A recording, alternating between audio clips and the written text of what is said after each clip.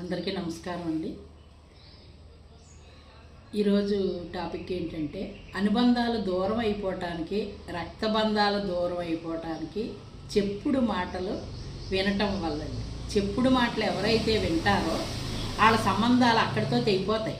ఎందుకంటే ఆ చెప్పేవాళ్ళు అంత బాగా చెప్తారు, వినేవాళ్ళు అంత బాగా వింటారు. దానివల్ల బంధుత్వాలు, బాంధవ్యాలు, రక్త సంబంధాలు కూడా దూరం అయిపోతాయి. చెప్పుడు మాటలు అనేది ఎప్పుడు కూడా చెడ్డ తెత్తది. సంసారాలు చుట్టారకాలు లేకుండా పోతాయి.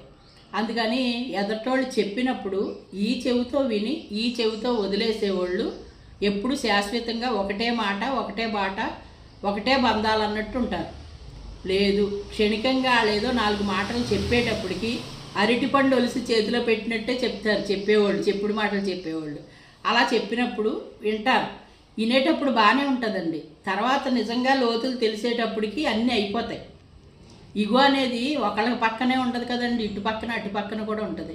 ఎందుకంటే నేనేం అనకపోయినా అవతలోళ్ళు ఏదో చెప్పారు, ఆ మాటల్లో పెట్టుకుని నాతో మాట్లాడతాం మానేసారు కదా, నేనెందుకు మాట్లాడాలని అవతలోళ్ళు కూడా అనుకుంటారు. అప్పుడు ఇంకా అక్కడితోటి తెగ తెంపులు అయిపోతూ ఉంటాయి.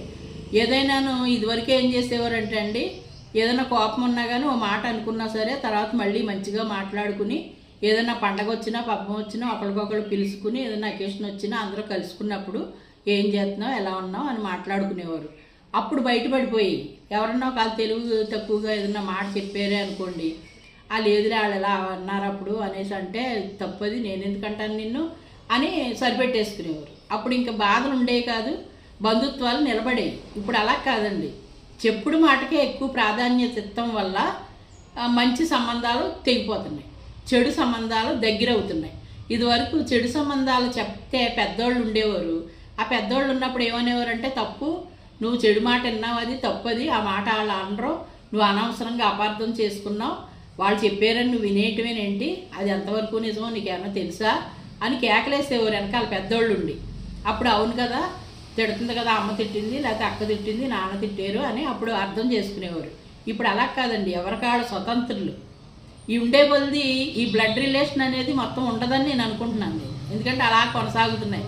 కొన్ని కుటుంబాల్లో అలా పట్టుకుని ఉన్నారు, కొన్ని కుటుంబాల్లోనూ ఆ బయట మాటలకి ఎక్కువ విలువ ఇచ్చి ఇంట్లో వాళ్ళని దూరం పెడుతున్నారు.